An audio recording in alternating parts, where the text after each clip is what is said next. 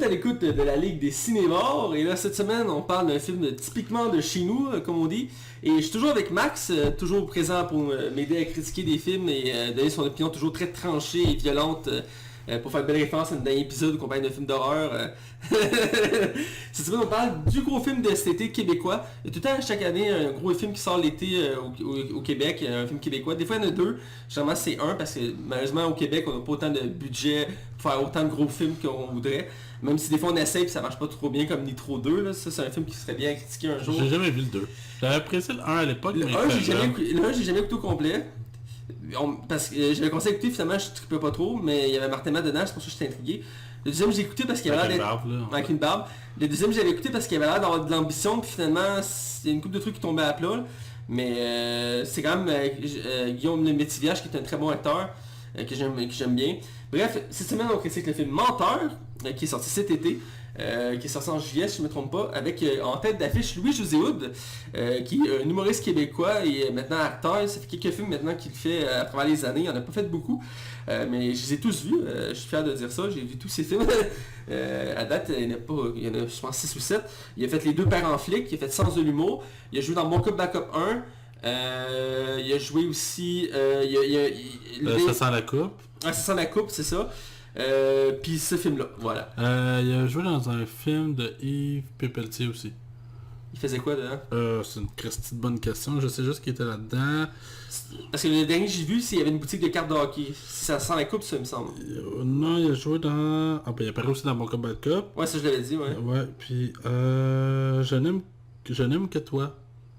Ah, je n'aime que toi, je pense que j'ai pas vu ça. Si je me trompe pas, non, c'est pas le même. Parce que non, c'est Le Grand Départ, excuse-moi. Le Grand Départ, non, ça je l'ai pas vu. C'est un film que j'ai pas vu de lui. Ah ben t'as de l'ouvrage, puis il jouait dans Le Baiser du Barbu aussi. Baiser du Barbu, ça me dit quelque chose, ça, par contre. Je pense que c'est lui qui est réalisé par Yves Pépeltier. Ouais, c'est ça. Ah, ok. Ouais, ben tu rattrapes, je me dis. Bon, j'en ai vu. Mais je l'ai vu, par contre, aussi, il joue dans Les Beaux Malaises, entre autres, je l'ai vu dedans. Non, c'était pas lui. Pourquoi il portait une moustache, genre? Ouais, c'est vrai, c'était Louis Mathéo. On ne sait pas de quoi vous parlez. Bref, au casting, comme je dis, on a Louis-José Hood, qui fait le passage principal, qu'on va donner quelques instants sur lui, qui est, dans le fond, il est comme le bras droit d'une compagnie d'aviation, d'une compagnie d'aviation à New York. À Montréal. À Montréal, voilà. Et, dans le fond, il y a un frère qui joue par Antoine Bertrand, qui est un autre acteur que j'aime. Un frère jumeau. Un frère jumeau, il faut le préciser, frère jumeau qui joue par Antoine Bertrand. Un de mes acteurs préférés, dans mon top 10 des acteurs préférés québécois, je trouve qu'il est excellent. Autant dans le sérieux que dans l'humour. C'est un acteur très polyvalent. Moi je l'ai découvert avec Caméra Café entre autres, et Les Bougons. Dans les deux cas je l'avais beaucoup aimé. Maintenant il joue dans plein d'affaires. Louis C, moi il m'a prouvé avec Louis C qui était un acteur 5 étoiles.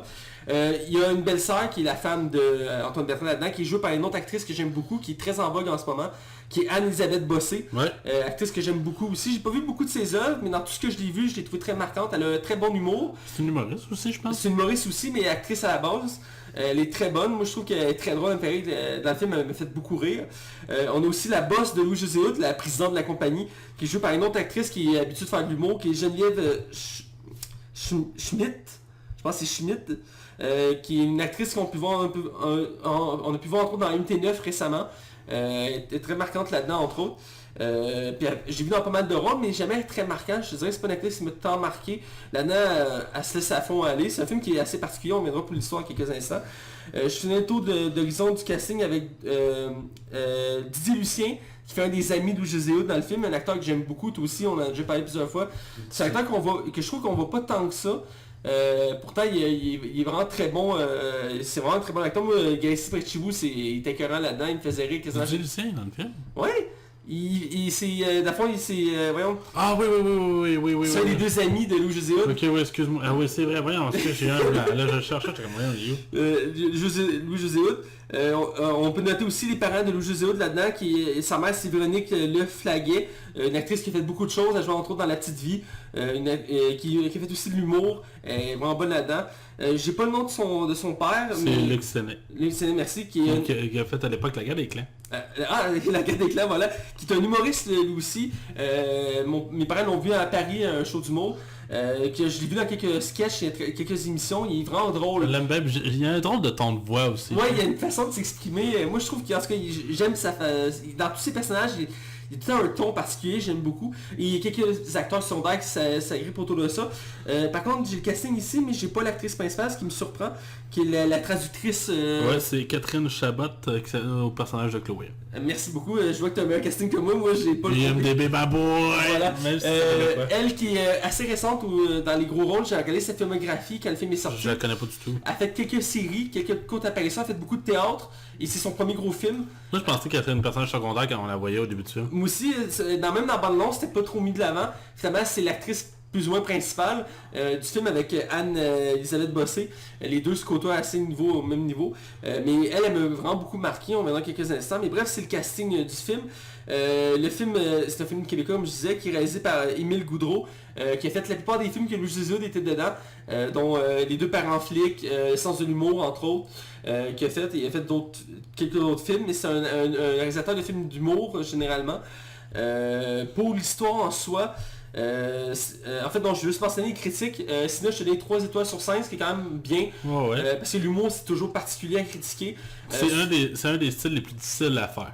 Voilà, et souvent ça passe ou ça casse. Surtout au Québec, on est assez critique au niveau humour. Il y a des trucs que ça passe vraiment pas, ça tombe... je veux dire, même le gars des Olivier, c'est un très bon exemple. Il y a des sketchs, il y a eu des polémiques. Mike Ward, c'est un très bon exemple en termes d'humour. Il y en a beaucoup qui les détestent, il y en a beaucoup qui l'aiment. À chaque année, il y a tout le temps des scandales sur lui parce qu'il va tout le temps faire des gags qui sont à la limite de l'acceptable, si je peux dire. Et c'est au Québec, on est très touché sur l'humour. On est frileux. Je trouve que c'est un peu malheureux de ce côté-là. Mais le film, il le fait bien. Bref, 3 sur 5, je trouve que c'est très bon pour une note de film d'humour. L'histoire, c'est quoi? Eh bien, on suit, comme je disais, Louis José Hood, qui est le bras droit d'une compagnie d'aviation. Et c'est un menteur compulsif, c'est un mythomane, c'est le terme pour ça. Et il fait ça depuis bien des années, il fait ça depuis qu'il est enfant. Et il est en train de perdre le contrôle de ce côté-là. Et en parallèle, on suit des moines, genre au Tibet, qui, eux, sont comme un pouvoir mystique, sont là pour comme amener l'équilibre sur Terre. Et ils remarquent que cette personne-là est en train de déséquilibrer l'univers, il pourrait fragiliser la réalité même de la Terre, du monde, et ils doivent intervenir, donc ils décident de le faire comme... de le piéger dans ses mensonges pour qu'il se calme, qu'il revienne normal. Et donc on vient au Québec, et là c'est ça, tous ces mensonges vont devenir réalité, un après l'autre, et il va devoir s'adapter à cette vie-là, parce qu'il va tellement avoir dit de mensonges que ça va amener des situations loufoques, absurdes, sans queue ni tête. C'est vraiment, on va passer dans toutes les sortes d'émotions à travers ce film-là. Donc c'est la mise en contexte du film. Je suis allé quand même assez loin. Ton avis du film en règle générale? Moi j'ai beaucoup aimé. Pour vrai, j'ai vraiment passé un bon moment. Je le trouve supérieur à Père en flic 2. Okay. Je dirais jusqu'à là. Je trouve vraiment que le jeu de il est excellent. Là. Il pue le charisme, le gars, ça n'a pas de sens. Là. Il est très à l'aise. C'est juste mini spoiler. Juste le bout qui danse. c'est mourant. Là. Je pense pas qu'un Français pourrait apprécier l'humour de notre façon, vu que nous, il y a juste nous pour le comprendre vraiment de ce type-là. Je trouve vraiment que c'est un film qui est relativement très honnête dans ce qu'il produit. Je trouve vraiment que, tu sais, on n'ose pas beaucoup au Québec, c'est dur de faire des films de style, de genre surtout. Puis je trouve ça bien qu'on est un peu dans la fantaisie. Je trouve vraiment que ça rafraîchissait un peu. C'est sûr que la base, c'est juste on prend un concept clair, puis qu'on l'étale sur un film de 1h30, 40 à peu près. Ouais. Puis je trouve vraiment que ça marche. Il y a des bonnes idées. En fait, c'est sûr que c'est un film qui est ramassé de gags. Là. Je pense que je t'apprends rien, puis j'apprends rien à personne.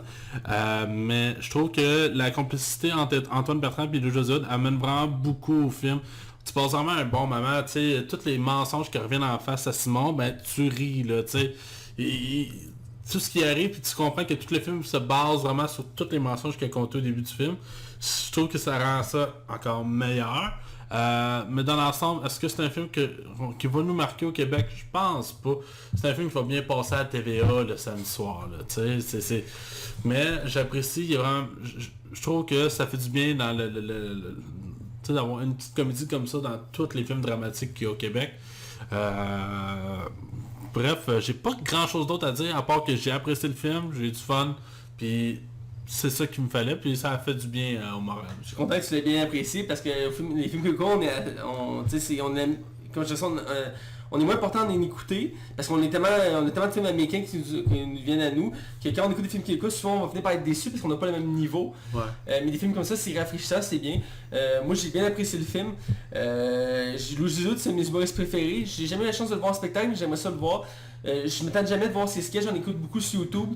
Je trouve qu'il y a un humour vraiment qui se renouvelle très bien. On voit qu'il est parti de loin dans le sens que dans les premiers films qu'il jouait, je me rappelle, il était plus renfermé dans ses rôles, il prenait moins de liberté. Le premier père en flic, il était bon, mais il suivait une ligne conductrice, il se laissait pas tant aller que ça. Je trouvais qu'il était vraiment bon père en flic 1 par exemple. Il était très drôle, mais en tant que tel, tu voyais pas faire des choses très folles, tu comprends? Il faisait son humour à lui, c'est son humour... C'était le José Hood qui était, tu vois, sur scène dans un film. Comme Martin Matt le fait dans ses séries et ses films, c'est un peu le même principe, mais là... c'est ça, Martin Matt a compris que si ça voulait marcher... Quoique j'ai pas vu Trip à 3. Moi je l'ai vu, j'ai bien aimé, je m'attendais à voir plus Martin Matt que ça, mais j'ai aimé le voir pour ce qu'il était, puis j'ai aimé parce qu'ils ont bien traité son humour, c'est vraiment son humour à lui qui est assez particulier. C'est encore Martin Matt dans un film. Ouais c'est ça, mais c'est un personnage, c'est le deuxième personnage principal, on suit sa femme. C'est sur sa femme, puis l'actrice qui fait sa femme est très bonne. Mais bref, pour revenir au film, j'ai beaucoup aimé ça. Il y a quelques petits trucs qui m'ont dérangé. Mais en ensemble, j'ai adoré le casting. C'est tous des acteurs que j'aime voir, que j'adore, je trouve très drôle. Surtout l'actrice qui était ajoutée au casting, qui est la traductrice, qui à la base n'était pas vraiment connue. Comme je dis, j'ai regardé sa filmographie, moi je l'ai beaucoup aimé. Moi aussi pour elle. J'aimerais ça la revoir dans d'autres projets. Je trouve qu'elle a vraiment... Elle est bonne en termes d'actrice, d'humour, d'interaction. On voit qu'elle se plaisait dans le rôle, qu'elle aimait ça faire ça. Petite anecdote, elle ne parle pas russe. J'ai vérifié pour le fun, non, mais des fois il y a des acteurs qui apprennent la langue. Johnny Depp entre autres a appris le français pour certains trucs ou d'autres. Le russe ça doit être dur en temps là. C'est pas la langue la plus difficile, mais effectivement c'est pas évident à apprendre. J'ai déjà pris quelques leçons, c'est une langue que j'aimerais apprendre. Mais non, c'est dans le fond, elle avait un coach qui apprenait les mots phonétiquement parlant. Elle redisait juste le son. Puis son coach, c'est le représentant russe. Ah oui, pour vrai? Ouais. Oh wow! La boucle est bouclée. Ouais, comme le représentant russe, qui est un acteur québécois d'origine russe, ben c'est lui qui a donné les cours de reproduire les sons, c'était phonétique. Elle comprenait pas ce qu'elle disait, mais elle le disait correctement, tu sais, c'est spécial. C'est des vrais mots? C'est des vrais mots. Si tu traduis, ils ont vraiment pris le souci des détails, elle a dit les mots, elle a pratiqué les mots. Elle sait pas c'est ce qu'elle dit, mais elle le sait parce qu'ils ont expliqué, mais je veux dire, après pas le redire, tu comprends? Mais c'est bien fait, là, c'est très bien fait. J'ai adoré cette question, le jeu est excellent. Antoine Bertrand, c'est mes trucs que j'ai beaucoup aimé dans le film. Il est très drôle. Généralement dans les films, c'est lui qui prend toute la place. Une pause parce qu'il y a une bonne carrure, mais le fait qu'il y a une présence puis un charisme, que généralement tu le mets en premier rôle. Le gars il a une face drôle à la base. Il a une face drôle puis il prend tellement... Tu sais, d'habitude tu le mets en premier rôle, c'est rare que je le vois en second, à part dans les bougons. Il était second, mais même là, il était assez présent. Ici, ils ont trouvé le moyen de bien l'utiliser, puis il est très drôle. Puis son duo avec sa femme, qui est jouée par Elisabeth Bossé, elle aussi, que j'adore beaucoup, est très drôle. Ils font tellement une bonne chimie entre les deux, puis avec Louis José Hood, ça passe bien. Là. Ça passe bien, puis l'humour marche non-stop avec ceux-là. Par contre, des petites choses qui m'ont dérangé, c'est d'abord les effets spéciaux. C'est un film qui a voulu en mettre beaucoup pour me prouver que c'était un gros film québécois de l'été. Surtout à la fin, ils ont mis beaucoup d'effets spéciaux, on reviendra. On sent le CGI à fond, mais qui est maltraité. Mais il y a un effort, fait que j'essaie de comme pas... Ouais, mais je l'accepte. C'est un film qui coûte en pas 10 millions. Ce qui est ironique, c'est que des séries comme Game of Thrones, par exemple, ils prennent des studios québécois pour faire les effets spéciaux. Puis nous, on a de la misère parce qu'on n'a pas de budget pour prendre ces studios-là. C'est du travail, là. Mais c'est des studios québécois qui font ça. T'sais, Game of Thrones, il y a des films comme Star Wars, X-Men, ils prennent des studios québécois pour faire des effets spéciaux. Il y a un visage dans le film que je spoilerais pas. Ouais, ça aussi, c'est... je m'attendais pas à le voir, on le voit brièvement. Ça aurait rien changé qu'on le voit pas en plus. Voilà, mais bref, et la fin qui est happy ending, on parlait la semaine passée de la grosse happy ending de ça 2. Ici, ils ont fait une grosse happy ending, mais vraiment à fond. Puis moi j'ai trouvé qu'elle était trop loin là. Elle était trop loin dans... Ok, tout est 100% bien, tu sais. Il n'y a pas de seconde mesure. Mais dans l'ensemble, l'humour est excellent. J'ai ri du début à la fin. J'ai aimé les twists. Il y a des bonnes twists dans l'histoire. Le concept est bien utilisé, même s'il y a un côté un peu déjà vu. Entre autres, ça fait penser à certains films, entre autres avec Jim Carrey. Il a fait un film de même, Menteur. Ouais, qui est pareil puis pas pareil. Ouais, c'est ça. Le concept est similaire, mais ils vont dans une autre direction. C'est parce qu'en fait, dans Jim Carrey, il peut plus mentir. Ouais, c'est ça, il peut plus mentir. Fait que là, il doit essayer de gérer sa vie sans mentir. Puis là, ça amène des situations. C'est le même... On reprend la machine pour le twist, là. Ouais, c'est ça. Puis, ce que j'aime cette idée-là. Là. Bref, c'est un bon film, une bonne comédie à voir. C'est très divertissant. Louis Wood est au sommet. Je sens que là, il est rendu très à l'aise dans ses rôles. Il en fait de plus en plus d'ailleurs. Il est rendu comme à 7-8 films, on l'a mentionné. Et c'est sûr qu'il va en faire d'autres prochainement. Mais il vend. Ouais, il vend, puis c'est les humoristes, c'est plus populaire. Fait que, je veux dire, c'est normal qu'il fait des films comme ça. Martin Matt aussi. Il y a un temps, il y a Patrick Huard, là, il se concentre sur les séries TV. Entre autres, Esquad 99 qui s'en vient bientôt. Qui est le. J'aurais pensé qu'il allait jouer dedans, par exemple. Moi, je serais pas surpris de le voir dedans, parce que je le vois très bien dans le rôle du vautour. Ah ouais, c'est vrai, j'avais vu ça, je suis d'accord. J'ai cliqué à ce qu'on en parlera en ondes. Il va-tu réaliser ou il va... Il va produire la série. Ok, mais en tout cas, j'ai vraiment hâte de voir ça. Puis je suis sûr qu'il fera un caméo, mais bref, c'est pas mal ça, c'est un film à voir, souvent très divertissant, très drôle. Une des meilleures comédies québécoises qu'on a eu le droit dans les dernières années. Vraiment, c'est très bien. Fait que... On va y aller sans plus attendre, je pense, du côté spoiler, on y va. Attention, vous rentrez dans la zone spoiler. Attention, vous rentrez dans la zone... Alors, on est du côté spoiler. Et là, on va parler en détail du film Menteur. On a vraiment parlé d'une scène tantôt, je pense qu'on va être dessus, puis c'est intéressant d'en parler, puis ça montre les limites, je crois que le budget ou des effets spéciaux que le Québec peut se permettre, c'est le rajeunissement des parents de Louis Wood. Il y a un flashback où on apprend pourquoi il est devenu un menteur compulsif. C'est que très jeune, il n'avait pas l'attention de ses parents. Puis il a décidé pour avoir l'attention de ses parents de mentir et il a considéré comme simple mensonge disant qu'il avait fait je pense comme 4 buts dans une partie. Ouais, puis son père vient impressionner là, fait que ça chamboule un peu sa vie. Il réalise qu'il aime ça avoir de l'attention et c'est là que ça y a des clics, mais je vais te laisser en parler puis c'est toi que ça a cliqué le plus. Ils rajeunissent le père. Ouais, c'est ça, parce que au début c'est comme juste ombré là, tu sais, on voit juste comme... on entend les voix. On entend les voix, on reconnaît les cheveux parce qu'ils sont bouclés de monsieur Luc Séné. Mais ouais, c'est parce que le fait qu'il y avait juste de l'ombre, ça faisait comme la job. Puis là finalement, en bout de ligne, en mettant la lumière dessus, tu sais, il y a une certaine ombre, mais tu vois vraiment la face qui était implantée sur le visage d'un autre acteur. Écoute, ça marche pas pantoute. 0, 0, 0, 0. Là. Pour vrai, ça aurait été aussi bien de le cacher puis que ça aurait été parfait. Là, parce qu'autrement, je vois pas l'intérêt. Là. Non, c'est la chose qui m'a un peu chicoté, je te dirais aussi, avec la scène finale qu'on viendra. Mais effectivement, quand tu y portes attention, tu vois que, comme je dis, c'est ironique parce qu'au Québec, on est reconnu pour les effets spéciaux. Ouais. Puis on dirait qu'on n'a pas le budget pour faire ça, tu sais. Je pense que tes 3 derniers X-Men ont été faits à Montréal. Là, c'est ça, puis les effets spéciaux sont à fond. Puis il y a beaucoup de films maintenant qui viennent ici, je veux dire, moi je travaille à PMG Technologies, ce centre de test automobile. La semaine passée, il y avait un tournage, il y avait 200 personnes sur la piste pour faire un tournage. Et on n'avait pas accès, il y avait plein de monde, des acteurs, tout ça. Je sais pas qu'est-ce qui tournait, il y avait des vieilles autos. Mais les gens viennent ici pour notre savoir-faire. Et on m'a dit qu'il y avait plusieurs films américains qui avaient été tournés à ma job parce qu'on a l'équipement, on a ce qu'il faut. Mais nous ici au Québec, on n'a pas nécessairement de budget. Mais on a un crédit d'impôt en plus, je pense qu'il retourne au studio. Oui, on a des crédits d'impôt, tout ça, fédéral entre autres. Mais on dirait que c'est pas comme aux États-Unis qui ont des centaines de millions à mettre dans un film.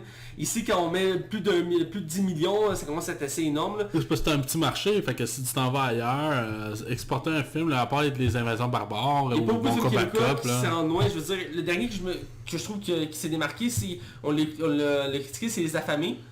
Ouais, mais tu sais, c'est pas un succès box-office. Ben, il a été noté sur Rotten Tomatoes, c'est pas rien. Il n'y a pas beaucoup de films québécois qui sont notés sur Rotten Tomatoes. Non, je suis d'accord, mais il y a quand même pas... Tu sais, il n'y a pas la grosse gloire, mais je veux dire, il a été dans les cinémas aux États-Unis, puis en France, puis en Europe. C'est un des rares qui est sorti en Blu-ray. Ouais, effectivement, puis il méritait, c'est un bon film, là. Moi j'ai beaucoup aimé. Là. Mais bref, pour revenir à Menteur, là on parlait d'une scène qui était buggée, mais on va parler de l'ensemble du film. Qu'est-ce que tu pensais du concept de base des moines?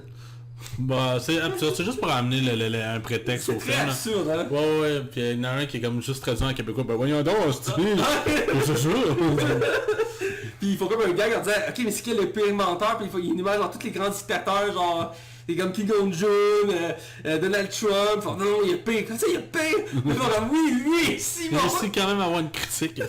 Mais ouais, non, je trouve ça bien pour vrai, puis tu sais, je pense que le film met vraiment une bonne base, tu sais, en te montrant à quel point que Simon est un menteur compulsif, il me passe son temps à mentir sur tous les aspects de sa vie, puis je trouvais que, tu sais, ça te met le personnage puis ça t'a l'introduit comme il faut pour qu'on puisse vraiment comprendre tous les mensonges qui vont en découler par la suite, puis toutes les conséquences de ces mensonges. Puis tu sais, juste la scène où que Louis José se réveille, puis il y a un gros de gars. T'as le gars du corps, t'as le gars de l'hydro, t'as un enfant qui a adopté. Ce qui n'arrive pas de dire qu'il va adopter. Parce qu'il va te sortir à peu près une vingtaine de mensonges qu'il répète à tout bout de champ à tout le monde.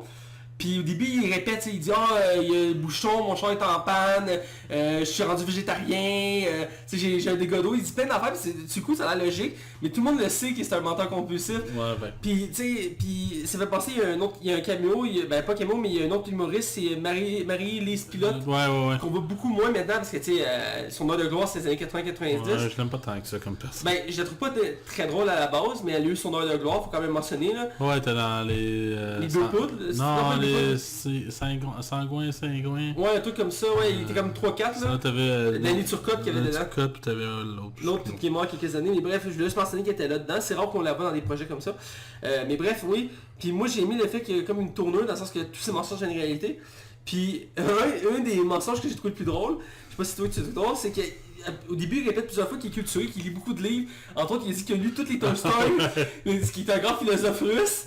Puis genre, là quand les mensonges sont en réalité, tu vois tous les livres sur son bureau.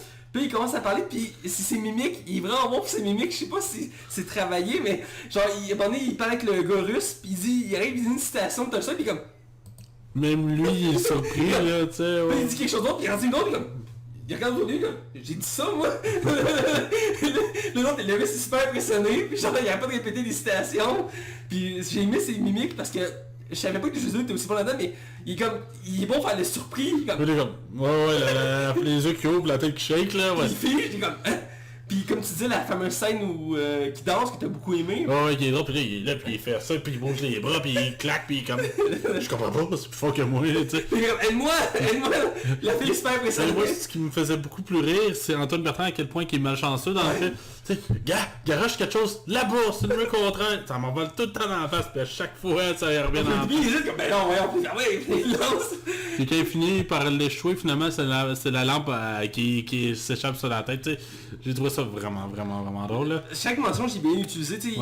Je vous dis, il y en a que tu dis c'est simple, il aurait pu rien faire avec, mais non, il semble le dégât d'eau, il se glisse dessus, le gars il arrive, t'as comme le technicien qui arrive, il arrête pas de dire qu'il va adopter un enfant, elle arrive avec un enfant, il fait mais non, je suis pas prêt à avoir un enfant. À un moment donné, il arrive pour manger au restaurant, puis non, chez ses parents je pense, puis il est pas capable de manger de viande. Ça le dégoûte, puis c'est parce qu'au début il n'arrête pas de dire qu'il est végétarien pour cruiser. Tu vois, c'est comme tous des détails. Mais ce qui me fait rire, c'est que genre... c'est quand il arrive chez ses parents parce qu'il pense qu'il y a un tueur, puis c'est comme regarde-moi les cœurs. Ben voyons.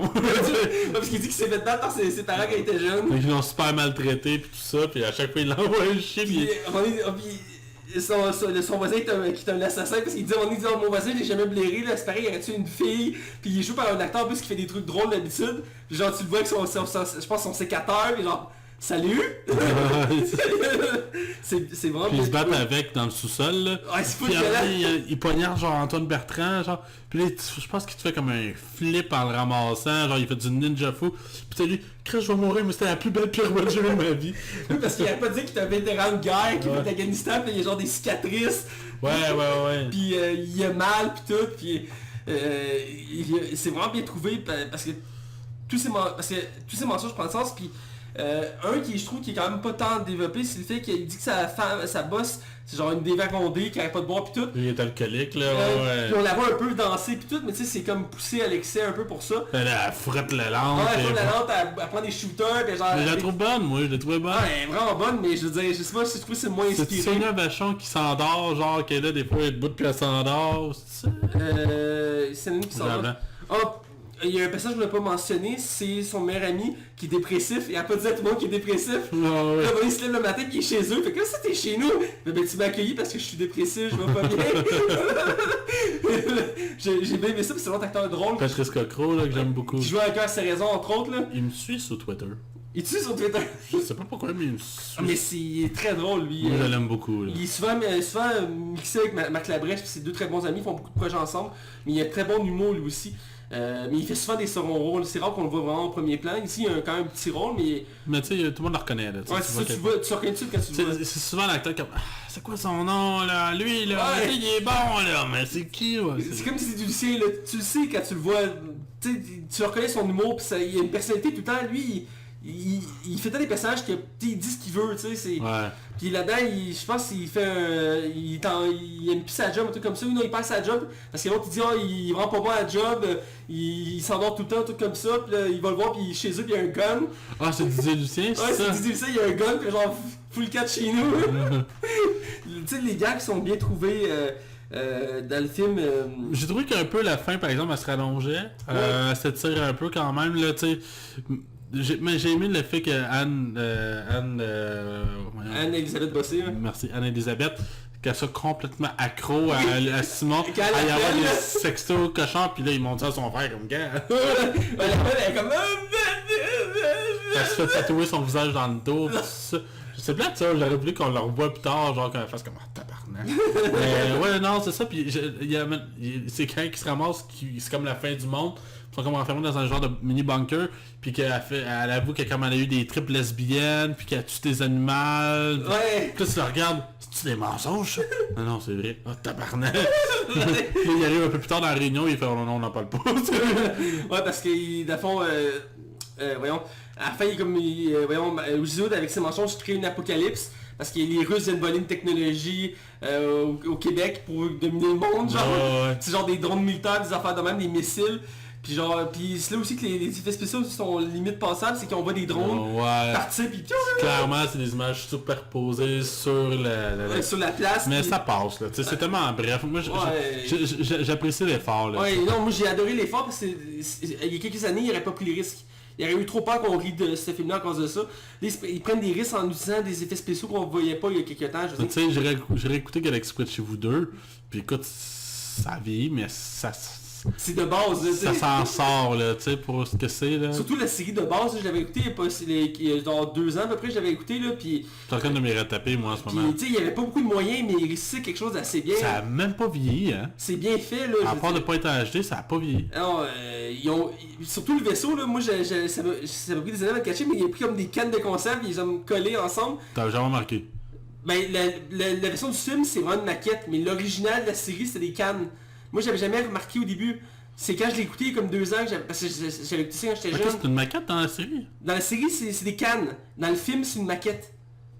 Dans le film, ils ont refait une maquette pour le film. Ah ouais. Ouais, ça paraît peut-être pas tant que ça, mais ils ont fait une C'est vraiment maquette. bien fait, Ouais, parce c'est que... bien fait, mais pour la série, c'est des cannes qui avaient collé ensemble. Puis c'est comme 3-4 cannes qui avaient collé ensemble pour faire le vaisseau. Ah. Ah, puis il y avait écrit dessus puis tout, mais ouais, c'est comme, il avait pris la même idée que Star Trek à l'époque. Le Star Trek à l'époque, les premières séries, c'était une maquette, puis il y avait comme des fils, puis c'était filmé de même, puis c'était des maquettes en plastique ou je sais pas quoi. Même sur Star Wars, c'était des maquettes au début. Moi, je là. pensais que c'était l'animation en 3D en début. Dans la série, non. Ah ben. Non, c'est des maquettes, j'ai même vu le making-of à un moment donné, quand la série est finie, il avait fait comme un making-of, c'est comme un fond noir avec une planche noire, puis le vaisseau était comme accroché, puis il faisait tournoyer, Ouais, genre. non, j'ai jamais remarqué. Ouais. Ah ben. Mais peut-être que le bout qui, comme ça, il a acheté un effet spécial. Ouais, puis le feu en arrière aussi. Mais la maquette en tant que telle, elle est pas faite en 3D, elle est vraiment... Eh ben, j'ai... Là, on déraille un peu. Ouais. Mais effectivement, on parlait des drones, mais oui, puis c'est là que j'en viens à la fin qui est trop happy ending. Parce qu'il a réussi à corriger tous ses mensonges. Le truc, c'est qu'il avoue qu'il a menti à tout le monde, Puis qui s'excuse. qu'il s'excuse, puis ça annule tous les mensonges un après l'autre, puis ça corrige comme la réalité, si on veut. Parce Ouais. que... Puis à la fin, de la fond, ça revient en paix, mais ça fait en sorte qu'il y a comme une happy ending, parce qu'en ramenant le monde normal, il y a comme eu un mensonge qui est resté stable. C'est le fait que sa compagnie devait être mieux. En faisant ça, ça a poussé tout le monde à être mieux, à être des co-responsables, Ouais. à être des meilleures personnes. Fait que ça dit, alors le monde entier a décidé de devenir mieux et la paix est devenue à travers le monde, les guerres sont terminées. Là t'es comme... Ouais. Mais j'ai aimé le personnage de Simon qui se retire, tu sais, qui fait comme finalement j'ai peut-être besoin de décrocher aussi. Ouais. Finalement tout le monde le blâme de décrocher, genre. Parce qu'il a vécu une grosse affaire, mais tu sais, en même temps, il y a tout le long du film, c'est comme un développement intérieur, il s'est comme revisité lui-même. Ouais. Parce qu'en même temps, c'est très psychologique comme film, là, même si Ouais. c'est humoristique, le personnage, il part d'un Il y point... a un cheminement. Il y a un cheminement parce qu'il part d'un point où il est un menteur compulsif, qui en tant que tel, il aime pas sa vie, parce qu'il ment pour embellir sa vie, puis à la fin, il accepte sa vie comme elle est, puis ça le met plus en paix, mais en même temps, ça a été lourd, parce qu'il a accumulé ça pendant tout ce temps-là, puis Puis, en tout cas, c'est... Si, mettons, avant de finir, si t'avais un reproche à faire au film, ce serait quoi? Ben, j'ai déjà mentionné les effets spéciaux, mais... Mettons, vraiment au niveau scénario, là. Ben, c'est l'happy ending en soi. Je dis pas que c'est too much, mais le fait que les moines, de faire comme une espèce de secte de moines qui ont un pouvoir mystique... ça te titille, ça. Hein? Je comprends le concept, j'ai aimé ça les références, mais c'était poussé un peu loin, je pense. Mais ça enlève rien au film, là, je tiens à le préciser. Ça fait partie de l'humour du film et c'est audacieux même. Je te dirais, la seule reproche que j'aurais besoin, je dirais au film, c'est qu'il ose techniquement pas grand chose en bout de ligne. Tu sais, il utilise son concept, mais je pense qu'il pourrait aller encore plus loin dans son concept. Je pense que ça aurait mérité d'être un peu plus poussé, mais sinon, si on va plus loin que ça, c'est loin d'être un film parfait, mais c'est vraiment loin d'être un échec, là. J'ai l'impression qu'il se laisse une porte ouverte pour une suite. Ouais, avec la fin post-crédit. Ouais, la fin post-crédit, parce qu'il y a une scène post-crédit avec la femme, justement, qui est jouée par... Ça pourrait être intéressant si c'était elle, vu qu'on apprend qu'elle finalement est un peu menteuse elle aussi. Ouais, parce que dans le fond, on retourne voir les moines et il annonce qu'il y a encore une autre personne qui est une menteuse compulsive. Et il nomme encore des personnes, puis finalement non, il monte, puis je sais plus quoi le nom de son personnage, mais ça resume au Québec, puis elle est là, puis genre, je pense qu'elle est dans une salle en tout cas. Puis là, t'apprends la fois qu'elle aussi est une menteuse compulsive, puis c'était un peu teasé à la fin du film parce qu'elle avoue qu'elle a fait plein d'affaires. Ouais. Puis son mari est comme, ok c'est bon, on va faire comme si t'avais rien dit. Lui, il est entouré de menteurs, là. Ouais, mais ça pourrait être bien pour un deuxième film d'une version féminine aussi, ça pourrait être intéressant. Ça amènerait d'autres points de vue, je pense. Mais je ramènerais le José Hood, mais que lui aussi, il est comme pogné, il est pogné avec ça, vu que et qu'il c'est l'aide, le frère d'Antoine, tu sais. Qu'il pourrait être pris là-dedans, puis il essaierait de l'aider, puis qu'il a vécu ça lui aussi. En tout cas, il y a du potentiel pour travailler ça. Juste que faire une suite au Québec, c'est long. C'est long, Père en flic 1 et 2, ça a pris du temps, là, je veux dire. Ouais, 12 ans, quelque chose comme ça. Galaxy Près de chez vous fait quoi, déjà 10 ans? Galaxy Près de chez vous, c'était un des plus longs, puis il vient d'annoncer le 3, tu sais. Ouais, mais c'est parce que je sais que c'est parce que Claude Legault repoussait beaucoup le projet avant de faire demander le financement, mais tu sais, ça va arriver, là. Je pense que... Ben, il avait fait le 2 pour que ça soit comme une conclusion, parce qu'il pensait pas être capable de faire un troisième. J'étais curieux, Père en flic 1 puis 2, il y a quand même... je pensais pas qu'il y avait autant de temps, mais il y a 8 ans de différence. Ouais, c'est ça, au Québec, on prend le temps avant de faire des suites, là. Ils valent la peine, mais il faut être patient. Ouais, ben on verra bien. Ce serait intéressant. Bref, on va aller au moment de la note. Ouais. Je vais t'essayer d'y aller. Ben écoute, c'est pas un énorme film, je pense pas qu'il devienne culte, mais c'est un film qui est honnête, que j'ai eu beaucoup de plaisir. Il y a une recette, elle marche. Le José Hood puis Antoine Bertrand, ils crèvent l'écran. Madame Chabot, que j'oublie son prénom, aussi je l'ai trouvé super bonne. Ça réinvente, ils n'ont pas réinventé la sauce, là, mais ça fait vraiment la job. C'est vraiment, tu sais, quand tu fais le pas ou tu es dans un moment moyen dans ta vie, c'est le genre de film qui te fait beaucoup de bien, là, tu vas vraiment avoir du plaisir.